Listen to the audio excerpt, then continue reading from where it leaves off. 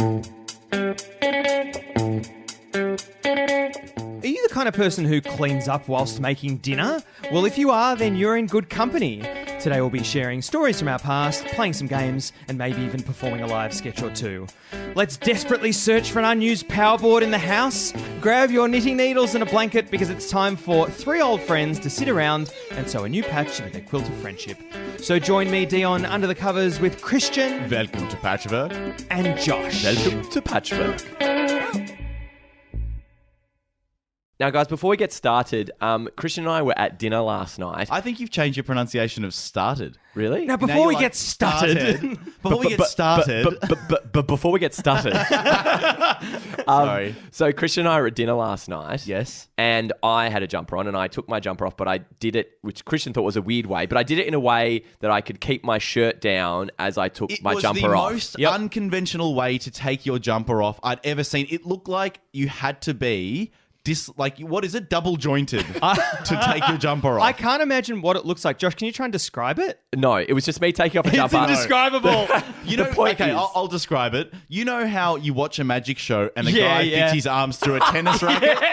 That's what it looked like. So Josh is wearing a tennis racket. Okay, got it. So I took my jumper off. Beautiful racket, Josh. I took my jumper off, but I took care to keep my shirt down so it didn't bring up with my shirt as well. Yes. Which can happen if you take off your jumper normally, you know? Yep.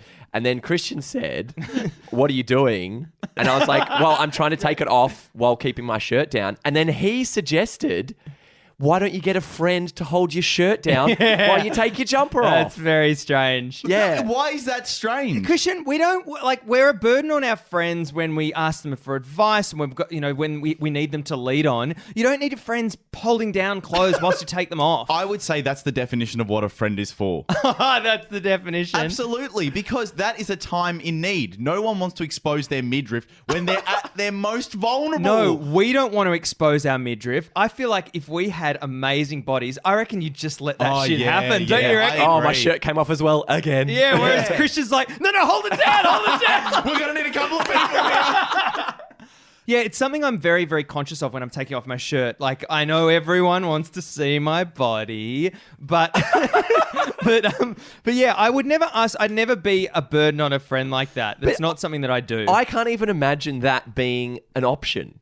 It's definitely an option. Having a friend around when you're removing some clothing. No, how could that happen? I either take it off, I either hold it down myself, or it comes up a bit, and then I put it down after I've taken my jumper off. At no point am I getting a third party involved. Christian, would you prefer like a dressing room or something at these locations? Yeah, so I'll tell you what the gym that I go to has. It has a little corner for people to go and they can take their underwear off there outside of people's eye shot. It's That's just a little corner amazing. with a small door. Amazing. Yeah, That's a really good idea. And I saw people coming out of it. I'm like, what is that? It's hidden in between the lockers. Perfect. It is. It's very nice. You need that everywhere. And you only need it for those few seconds as well. Yeah. Like you don't need it a big deal. And what I love is there's nothing in there. There's no seats, there's no hangers, because it's like, this is quick, in and out. Josh, when you're trying on clothes, what is your preferred setup in a dressing room? If you were to construct a dream dressing room, what would it have in it? Okay, so you got the mirror in front of you, right? When you walk in, you close the door behind you. Genius, isn't he? On the left and on the right, there's multiple hooks, right? How many do you want? I want two side by side on the left and two side by side on the right. Yeah. And so I'm starting on the left and I try it on and then I'm putting it on the right if I like it or dislike it. Yes. And if I like it, it stays on the left, but on the other hook, if I dislike it, it goes to the other side, Why ready not to go just away. a little... Josh, I think you failed to appreciate this is the best dressing room you can imagine. And he's got four hooks. Why not four hooks in a mirror? Why not have like a little vacuum that you put the clothes into that you don't want and it sends them back on the shelf? Nah, not quite what I was getting at, Christian. I'm a realist. No, Josh, what else would you have? Would you have a seat in there? Do you need a seat? If I'm being consulted about this, I want them to actually be able to implement my features. Thank you very much. Okay, sure. So I don't think you need a seat unless you're expecting to do shoes as well. Unless you're expecting visitors. But I would like actually a little shelf to put wallet and keys on because my pants are probably coming off and I don't want them flying around all over the place. Just a shelf, or do you want something else? I think I just want a small shelf to discourage, because ideally you want floor to ceiling mirror. You want to get the full package. Do you know what I want? I want a little bit of a walkway. Yeah. I want to be Runway. catwalk. Yeah. I'm sick of it just being a cube and you're kind of very close to the mirror. Yeah. So I feel like everything's quite contorted. You can't really get a good look at what you look like. I imagine, Christian, with your runway and your thing, you got little cameras down the sides as well, just flashing off. That's a great idea. It wouldn't work though. It'd be too expensive. Christian, if you go clothes shopping and you try something on and you come out and you're going with someone and you want to show them what you're wearing, Yes. are you quite happy leaving your stuff in the cubicle and then walking out? I always keep one eye on the cubicle, absolutely. Really? But I will go for a bit of a walk, and I don't understand if you're there shopping with someone. Stay close to the fitting room. Yeah. Don't wander off into the main store. They should be. You should go. I've got it on or whatever, and then they should be at the door with you to at look the at door. it. Yeah, and handing clothes over the Oh, top. I just found this as well. Love this I just found this suggestion. as well. Oh, sorry, too big. I'll get the smaller one. Yes. Do you ever, when you're trying on clothes, then go out more for a wander in the clothes that you're trying on? And you just go out the front door. And you get home. I wanted to see what it looked like at home. But I forgot my keys and wallet. No, I don't. Unless it's shoes are the only one that I do a bit of a walk in. Yeah. Normally it's just if I can see all around me in a mirror. Really? You know the best is when they have enough mirrors that you can look at one and see your ass as well. Do you look at your... I seldom look at my ass in the mirror. Yeah, actually, no, I'm with Dion. I rarely think about what my ass looks like in pants. But you I want to really see the whole don't. way around. I feel like I've got no control over That's it. the front. Yeah. You know, the big problem that I run into is often when I go clothes shopping, I'm not wearing either appropriate shoes or an appropriate top. Yes. So, for instance, that matches Yes. what I would be Yes. wearing it and how I'd be wearing it. It's like, well, I wouldn't be wearing this with thongs. I really need to know how these jeans look in my shoes. Yep. But I don't have my shoes on. I'm Will an you idiot. ask them for a pair of shoes, or will you try a pair of shoes on? Nah, no way. I just go, oh, well. I guess it doesn't look good. I don't know, but it's like just the bit that sits over your shoe. I just take a guess and go, that'll probably be okay. What about the communal socks when you're trying on shoes? Would you ever put a communal sock on? Like a sports sock for a runner? I'd be fine too. No way. Nah, you wouldn't. Absolutely You'd be nuts. never. You'd be nuts too. Oh, because they never wash them. I don't know. I don't Of course know. they wash them. How often? You trust that they go that every night they go, okay, someone has to take the communal socks home and wash them. That's a You good think that's what point. they're doing? But also, they probably just open up another packet because they cost them $2. No. I think you've tried on shitloads of dirty socks at shoe stores and you just don't know it. And that's What? why No. your feet look the way they do. But if I'm going to, I'm not a massive consumer. So when I'm going to buy shoes, that's a very definite choice. I'm going to look at shoes. I will be wearing appropriate socks at that point. Yeah, All I right? agree. I'm not just wandering around the markets and decide, hey, maybe I'll pick up some shoes today while I'm out. Doesn't happen. Christian, you would do that, wouldn't you? If you see a nice pair of shoes and you really No. like them, No. were you just when you want to buy shoes, you're always going out to buy shoes? Correct. 'Cause I really dislike going clothes Yeah, shopping. yeah, So right. when I go, it's with the intention of here is the thing that I need, and I'm going to go and get this thing. Do you guys often respect the limit, the clothes limit? Nah, not I'll interested. just kind of grab how many I need to try on at that time, and I'm just going in. I don't understand the clothes limit. What's with the limit? Stop the bags going in there. Don't worry about the limit. Yeah. Stop the bags. No, because you can. Great slogan. Stop the bags. No, because you can wear multiple layers and layer some of the clothing that you've got taken in on top. So Is there's- that the reason for the policy? Yeah, they have a set limit. I love Christian's They the have retail a- spokesman They here have a set limit. for how many things that you can put on your Just- body at one time. Dion, can't you tell that I don't know why they have the limit? I'll tell you why. It's so that the person. Josh will give us the definitive answer here. Yeah, because I'm correct. I'll tell you why. They say it's easier to track how many things someone brought in. You can remember if that person brought in 3 and that person brought in 4. I can't remember if that person brought 8 or 9. And when they come out, I can't tell if that 7 is now 6 or 5. I'm sorry?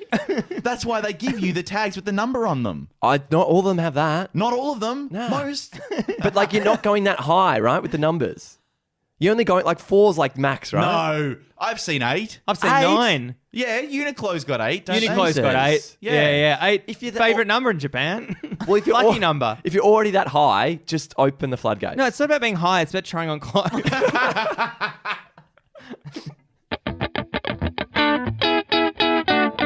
As some of you may know, Dion and I travelled together in Vietnam a few years ago, and one thing that happened. Can I is- summarize that trip for the audience? Because Yes. I've probably heard as much as them. Dion was disappointed that he didn't get to have more delicious food because you didn't appreciate it. Yep. And Josh was disappointed that Dion didn't go out with him more at night. No, and let me add something to it. Dion was disappointed that whenever we walked down the street, Josh would comment on everything.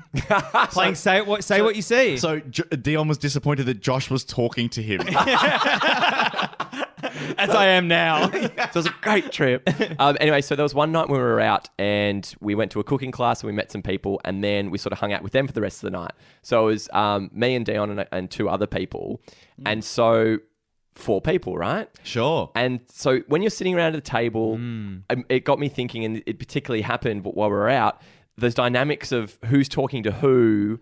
Yes. And how that all works. Because one thing that Dion did, and I should preface this by saying one of the people was way more interesting and way cooler than the other. Okay. Can I ask before you go on, square or round table? Ended up being stools around a square. Okay. Stools around a square. But the big thing happened. Patchworkers, I hope you're drawing that down as we speak.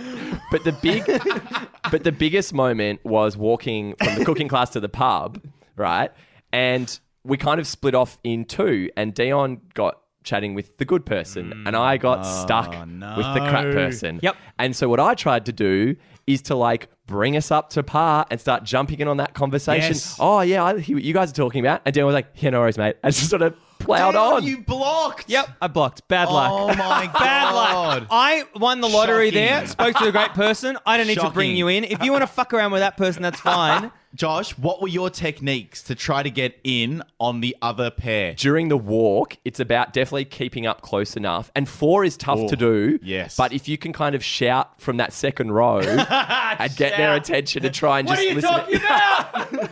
Yeah, because it's much easier in a group of 5 to, if you're in the 3 but you want to be in the other 2, it's much easier to just keep an ear out and go, oh, no, and then interject in that conversation. Yeah. Suddenly you're out. Yeah, and also what happened afterwards at the pub with the 4 of us was that I was desperate to have a 4-way conversation. We were close enough. Desperate. Oh, man, Yeah. just shocking. This was years ago. I do not remember this at all. It's a crazy memory. It was a pretty empty bar, but we were sitting around in 4, and I was trying to keep the conversation as one homogenous, big group conversation.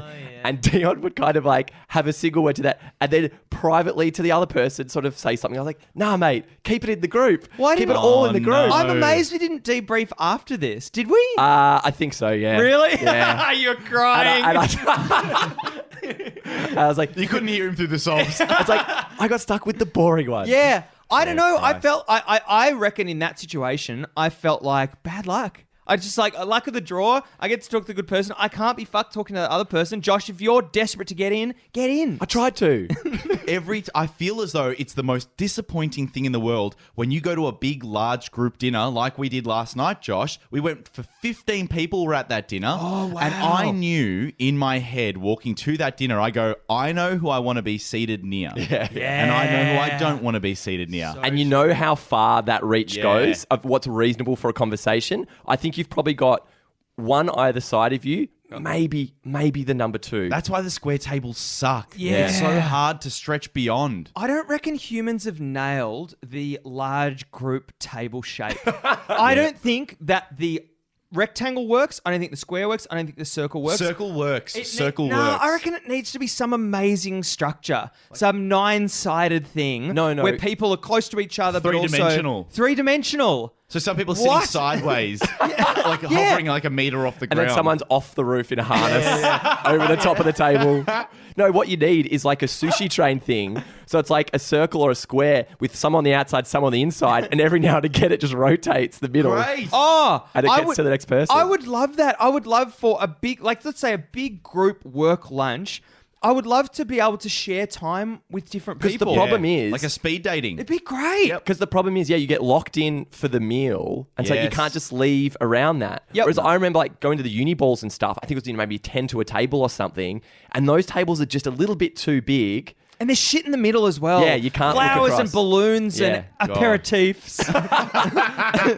But how do you guys go with when a single person joins in and jumps in? It's like there's probably not enough room for you to be part of this. They're kind of off to the side. You can't really make room for them. What are you meant to do? I think it depends on what their awareness is like when they come in. Like if they get it, if they're like, yeah, I'm a person coming in, I get this, and they're not too intrusive in the conversation, I'm much more likely to bring them in. But to be honest, I always like bringing people into those conversations. I guess that was an exception with Josh, wasn't it? Well, but the thing is, you have to be aware, Dion, if you're in a cracking combo. So if you've got the best combo at the table and people want to be in on your combo, why can't I just enjoy that? Because there are people who are crying for help. But I don't need to help them. They can get in. Form your own cracking combos. No, you have a responsibility to help people. Do you agree, Josh? You can enjoy it for a little bit, but if you see and you can see there's people trying to get in on it, you've got to let them in. You've got to be accommodating to let them in. What about if the person isn't making effort to get in, but they're sort of on the outer and they don't have a conversation to join in? And they're just kind of listening. Yeah. I guess... Did you bring them in? I reckon what you do, you ask a pointed thing at them. You ask for their opinion on the thing. Yeah, that's true. On Dion, what do you reckon about that? That's true. Yep. So I reckon I've got two. If I'm on the outer in a crap combo and I want in on the good combo on the table, I reckon I've got two ways that I'll do it. I'll either quickly try to overhear something in their conversation and then like fake outrage about it. Be like, wait a minute. And then I'm just in. From like 2 meters away. Yeah, because I feel like if you're impassioned enough. He's trying to hail the conversation.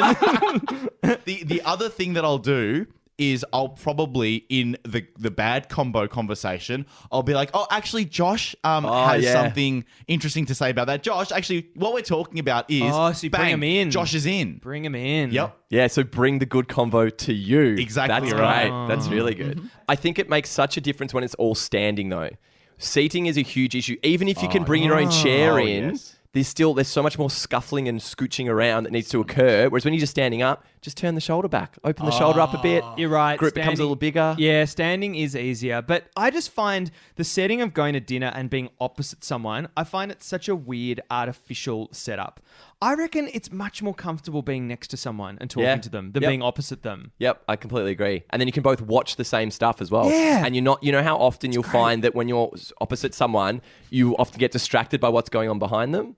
And you know, say you're sitting in a restaurant and all the time. And my back's against the wall, but your back is to the rest of the restaurant, and I see there's waiters going People past. I see what you mean. Oh, she dropped her thing on the floor. Whereas if you're sitting next to each other, it's great. You can just enjoy it together. I never understand why the seats facing the street or facing into the bar are always empty. Everyone wants the tables first. Well, get the bar seats. But all They're you the can, best. you can only do two. You can only do two. You can only do two. You're right, Josh. Once you sit three sitting next to each other, you're completely stuffed. Yep, absolutely. I think that park benches exist for a reason. Everyone loves a park. Do you like a park bench? I love a park bench. Love a park bench. That's because you're sitting next to someone and you're facing out. Everyone hates going to dinner. Oh, how bad is it being the third when two have the park bench and you're standing? Shocking. Kind of just waltzing Matilda looking at them. So how do you guys go if you're in a three on a bench or a stool or like sitting in a line, if you're in the middle and the other two start having a go, do you do the lead forward or the lead back? Because sometimes I'll just eat my food a bit closer and they could go behind me, or do you back out a bit? They should never be having a conversation over you. But they should leave and find another bench. No, I go back, Josh. Like, what do? You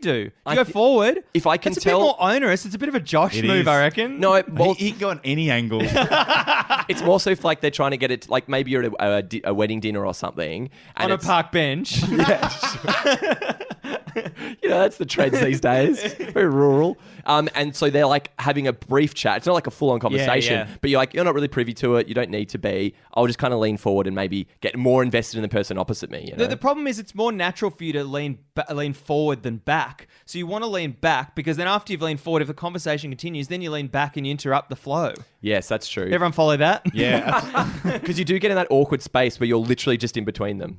And you can't go back any further and you can't go forward anymore. And you're like, I'm just right in the middle of this. Yeah, so I think you have to leave. You have to leave. Or you push your chair out. Leave the wedding. To join part of the conversation, you're pushing your chair out a bit. Yeah, but what if you've got like food at the table? Do you pick your plate up and move back? That's ridiculous. Then you offer, guys, do you want to swap seats? Oh, yeah. No, because that's passive-aggressive. That'll come up as passive-aggressive. You guys are interrupting my back and forth movements. No, you can't. I feel like you can never swap seats with anyone. At a wedding? No, anywhere. You can't swap seats. Yes, you can. People always take it badly. Because they always want to end up at their home seat. Yeah. This is where... Because they've got the home seat advantage.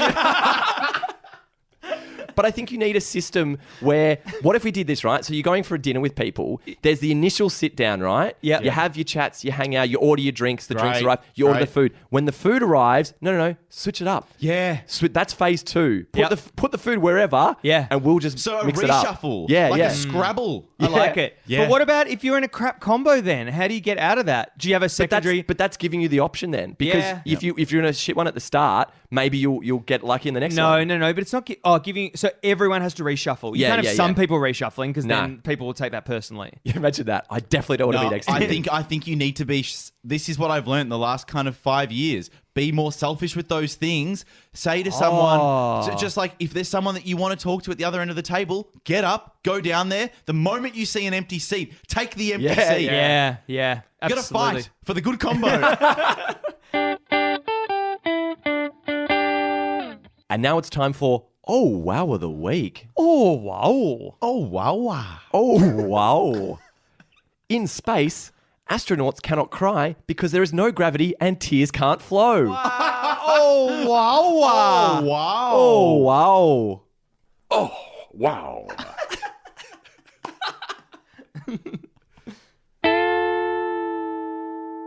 You might remember lately I've been having trouble finding a hairdresser to replace my beloved Dale.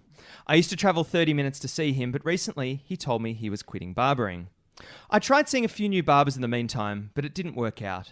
All I wanted was a short back and sides and someone to confide in. I was at a loose end. Was I never going to find a barber like Dale? Was cutting my hair and great chat too much to ask? All I wanted to ask was, how about those blue boys? Before he finished up, I asked my now ex-Dale if he could recommend another barber to me. He gestured over to the guy who had always barbered next to him. I'd always admire Barber Finn from afar. He was chill, had good chats with his customers, and seemed to give a good haircut. But alas, he was moving to another barber shop. It wouldn't work out. I thought to myself, I need to find another barber, and I'm going to give it one last crack. I had to, for I have a head of hair that needs to be cut. I found a barber near my house and booked myself in. The next day, I rocked up and was offered a beer on arrival. Yes, this felt so familiar. I was told my barber would be out shortly. 10 minutes had passed, though, and I thought to myself, that's a weird first impression to be late for our first rendezvous. But then maybe he's on a low FODMAP diet, has mistakenly eaten garlic, and has acute diarrhea. The barber came out after 10 minutes, and I approached him with an outstretched hand. Hi, I'm Dion. He shook my hand and said, hi, and then immediately called out, Jason! There was someone in front of me. They had to squeeze someone in before me. But I was told it would only take 10 to 15 minutes. Don't get annoyed, Dion. Just wait it out. But he didn't apologise for being late. Don't worry about it, Dion. Just breathe. These things happen. You'll get your hair cut. 10 minutes, 15 minutes, 20 minutes, 25, 30, 35 minutes. I was enraged. I yelled out, hey, I'm going to go now. Really? Are you sure? Yeah. He's 35 minutes late. Great. I had high hopes that this would be the end of my search for a new barber, but it wasn't to be. Maybe I can find a barber now. It's 6:30 at night. There's still time. My hair was a mess, so I kind of wanted to find one, and I was determined. So I looked up a barber nearby and found one that was closing at 7 p.m. Maybe this is how the night would end. Dale only took 25 minutes to cut my hair. Maybe other barbers do too. So I called the barber, and the phone rang. Hello, Electric Brain Barbershop. Hi, I've had a really, really rough night. I was meant to get a haircut with a new barber, but he was running late and I lost patience. Anyway, any chance I can come in now? No, unfortunately, sorry, we're closing now. That's okay. Thanks anyway. I wasn't going to get a haircut tonight. More importantly, I wasn't going to get a Dale replacement. But I was going for drinks that night and I still needed to fix up my hair from the day. But I was hungry after this ordeal, so I went and got a burger. I finished up and began walking back to my house. There's the barber I called earlier, I noticed. And then I thought, rather than going home, maybe I can just get some product from them and then I wouldn't need to go home first and then I could go straight out to drinks. I had to salvage something from the night. After all, the burger I had was shocking. At 10 to 7, the barber I'd called earlier was still open. I peeked my head in. Sorry, guys, I just gave you a call to ask if you had an appointment. Any chance I can just grab a bit of product in my hair? It'll save me from going home. Yeah, sure, the guy remarked. Yeah, go for it. I said, that's weird. You guys have exactly the same hair product I use. It was recommended by a barber in South Melbourne. While I was running product through my hair, the barber suddenly said, do I know you? And I was like, yeah, you look familiar. He said, did you used to get your hair cut by Dale? And yeah, I said, yeah, I did. Finn? It was Finn. Oh, Finn! The barber who used to cut next to Dale. Get in the chair, he said. Oh! I felt like saying, who, me? What followed was euphoria as I have never experienced before. It was like a full body orgasm, hair included. Finn and I proceeded to have such a good chat. Snip, snip, snip, chop, chop, chop. Chat. We talked about energy in the world and how people work too hard and how he'd moved from working with Dale to get a better balance in his life. We reminisced about how good Dale was as a hairdresser and what a good guy he was. I had found my new Dale. And for $45 plus an unreasonable $1.80 credit card surcharge, I was almost 100% content. Finn was my new Dale. Isn't that great? I found my new Dale. He's great. good. He's Is he? fucking 300 meters down the road. Did you have a cut that night?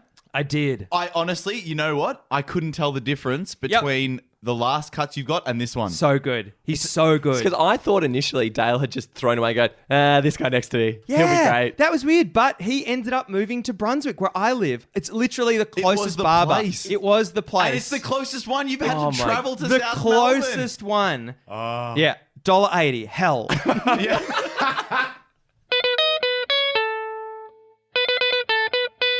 Josh, you and I have been playing around with a particular character recently, which is the voiceover for the BBC Live Lounge DJ sets. Yep. So this person, the particular characteristics that earmarks their voiceovers is a very thick British accent Yes. and knowing exactly when the drop is. Yep. So what I'd like you to do, Josh, Dion and I have found a track which is very similar, a royalty-free track, which is very difficult to find, that has a drop that will be unknown to you. Okay. And you'll have to send the audience out to the track. Okay. Okay? Let's get going. Yes, and of course, you're with us here all night for the next 4 hours. We got some great music coming up for you. We got some hot tracks from Belgium. We got some hot tracks from Germany. There's a new banger coming straight out of Berlin, and that'll be upcoming later. We'll be playing that same track for 4 hours. But that same track, you know, it's a great track, but we're going to have some Pete Tongs coming in later. He's going to have some great new music for you. The UK, and if you're out tonight, have you some drinks with the lads, make sure you have a good time. Jump on that tube, get a few cans, and have a good time. Have a really good time with your friends when you're out there, because tonight we're going hard.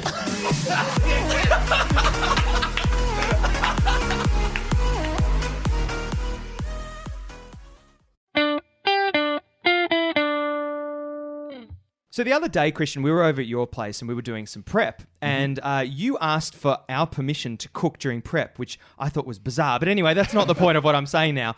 I noticed at the time, Christian, that you cooked a bunch of food. It actually looked really, really delicious, but you left the cleaning till after you cooked. And I was quite surprised, because something that I like to do is I like to maximize time and clean whilst I'm cooking. So I wanted to ask you guys, what is your modus operandi when you're cooking? Christian, do you clean generally after, or do you do during, or do you clean before? I think it's definitely a combination. I do like to clean during, and what you didn't see was me doing some of the cleaning during. I didn't see that at all. But I had so many things on the go. You did. That it was hard to contain it all, because it was, I was running from the oven to the fridge to the bathroom, lots of running. But I never want to leave the cleaning of the dishes till after I've eaten. Really? It'll all be before I eat the meal. No, that's so wrong because... Oh, is it, Josh? Oh, Yeah. is it? That's interesting. Let's learn something today, Okay, Christian. especially for a hot meal, okay? As soon as that's ready to go, you've got to jump in and eat it. Nah. Don't stop and stuff around for 10 minutes cleaning everything up. The meal is ready. It's at peak performance right then and there, Yeah, peak temperature. I'm with Josh. Are you? I'm with Josh. You should eat it at that moment and get the nourishment from that. Worry about the other stuff So later. here's why, on a cost-benefit analysis, the temperature of my food is not as important as the quality of the time spent with the food and the length of time that I can spend with the food. Because when all the cleaning Quality time with the food. well, when all the cleaning's done and you can sit with your meal, it's that sense of let's sit, let's enjoy this, let's enjoy the chat, let's not think about what has to come afterwards. Yes, but I can do that. I can separate those things in my brain. I'm not sitting there eating my lovely, perfectly Nobody can warm do meal going, I've got to do the dishes later. This is hell. It's like, no. I know that that's coming up, but what I do is go, enjoy the food. That you're going to get to it. You know you're going to get to it. Just really enjoy this meal. That lingering dread of having dishes, the same as having a laundry basket full of clothes. It's always there weighing on your soul. All you've got to do is collate them together. So maybe they all go in the sink or they just stack up next to the sink. The laundry and the plates. But I don't understand. So how hot your meal is, you don't really care, Christian. It is important. I love a hot meal. I like... No. We're not just talking about a hot meal. We're talking about a hot meal. Well, that's the thing. Sometimes, Josh, you'll sit down with your very hot meal and go, oh, this is very hot. Yeah. And you'll have to sit and wait for it to cool Yes, down. and you know what that is, Christian? More quality time with your food. Yeah, it's true. Looking at your food. Why not have that time spent of the food cooling down, cleaning up, and when you get to sit down, you have your first spoonful, you go, perfect temperature. No, but how are you cooking your stuff then? You're overcooking it. I'm overcooking my thing. We haven't even defined what's been cooked and you've just told Christian he's overcooking it. That is crazy. It's very rare that I'll cook something. I'm like, that's too hot. That needs to stay a while I'm longer. the same. Have you ever made soup Yeah. and... I heat it to a Always point. perfect temperature? I heat it to a point. Soup- because soup's you a bad have to- example. Soup you have to bring to the boil, let it reduce a little bit. That means that it's going to be piping hot. Why do you have to reduce soup? Well, if you want a thicker soup, Really? what do you mean? That's how you concentrate flavor, by reduction of the liquid. By reducing it? Yes. Oh. Yeah.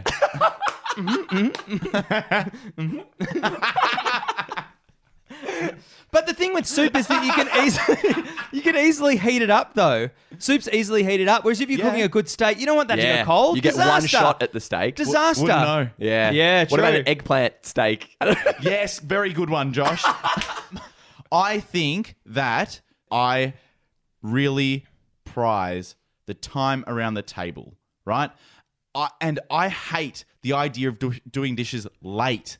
Late dishes are the worst. Doing dishes before you go to bed, if that's the last thing that you did with your night, I think it's a night poorly spent. I literally did dishes at 3 a.m. the other night. That's What? too late. But it was fine. No, it wasn't. Yeah, it How was. was it fine? You're waking people up with your dishes. I was very cautious of that. Were you? That means that you can't express your real passion for for washing those dishes. Josh, did you use a brush? Yeah, and a sponge. A brush? Why did you need a sponge? To really get in Dion, there. stop trying to get people not using sponges, mate. You can't ask everyone why they use a sponge. What about this, Christian? What if it's a hard bake-on and you want to give it a bit of a soak? What are you doing then? Oh, there's context. You Yeah, started okay, doing okay. the DJ thing there. What are you doing then?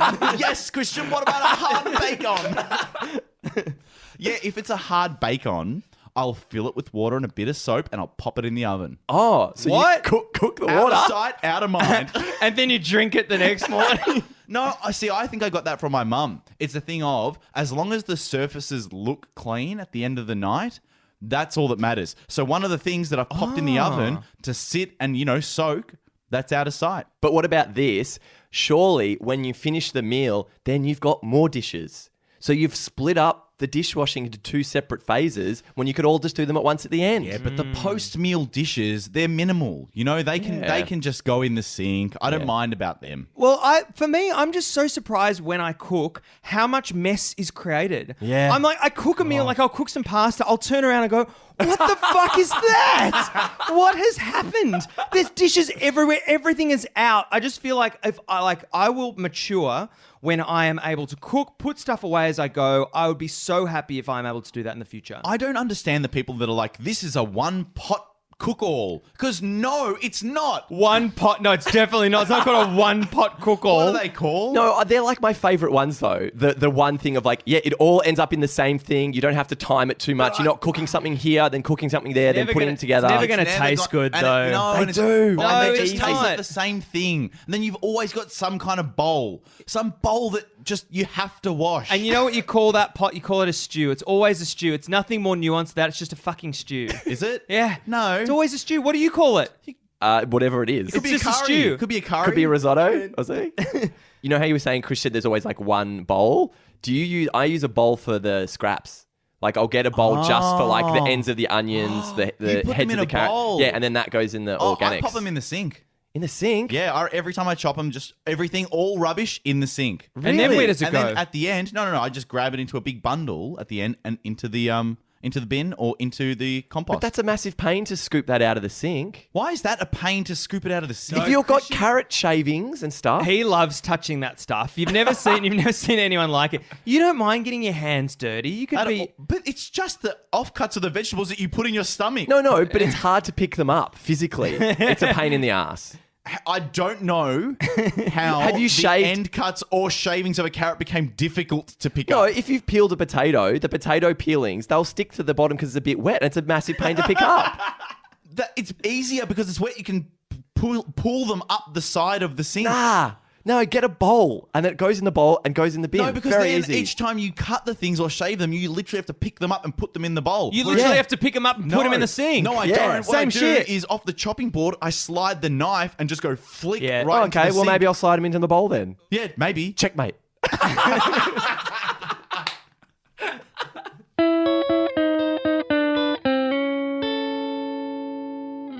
Really, really good. You know what's really, really good? Really, really good. You know what's really, really good? Every now and again, with really good, we like to mix it up a bit. So this time, you know what's really wood? When you measure twice and cut once. Really would. Really would. Really would. Really would. Do you know what's really wood? When you're camping and don't have to walk too far to find dry firewood. Really wood. Really Really would. would. Really would.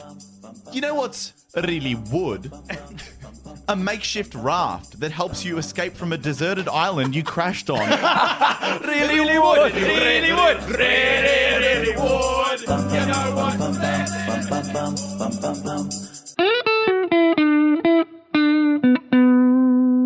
Thank you for listening to Welcome to Patchwork. We hope you enjoyed another episode. If you would like to become a Patreon, you'll get a bonus feed, a bonus podcast. Isn't that what you want? So if you want to become a Patreon and support us, obviously you support us just by listening, but also if you want to get bonus content, go to patreon.com/welcome to patchwork. It's a couple of bucks a month, literally, and we'd love to see you on there. And you know by now that we have an Instagram, Facebook, and Twitter. I'm not just telling you this every week to fill up space. I would actually like you to go join us on those pages because we have a really good time interacting with you on there and sharing content. And we've recently been doing a few more live feeds as well. So if you want to catch up, ask us some questions on our live streams, you can do that as well. As we do every week, we sew a new patch into our quilt of friendship. Josh, what patch did you sew in this week? Thank you, Dion. My patch this week is you at the barber ignoring me as I try desperately to get in on your great conversation with Finn. And Christian, what patch did you sew this week? Thank you, Josh. This week, I sewed into my patch my perfect change room, which comes stocked with a staff member whose only job is to hold my shirt down when I'm trying on jumpers. And Dion, what did you sew into your patch this week? My patch this week is me going back to Barber Finn, getting a haircut, and asking him to shave my beard hair straight into a bowl with all the other vegetables.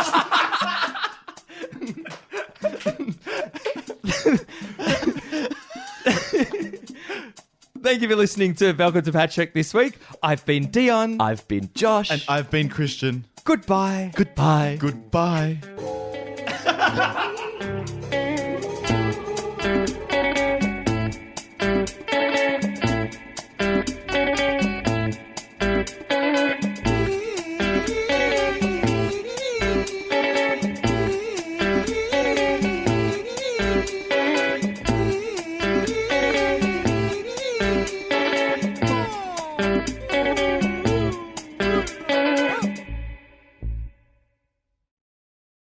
would you like? What would you On like? the mic or off the mic for us? I definitely off. It's an off mic story. Off mic. Off Michael Jackson. What? This is a beautiful colour you've painted this room. What is? Oh, it's kind of like an off mic.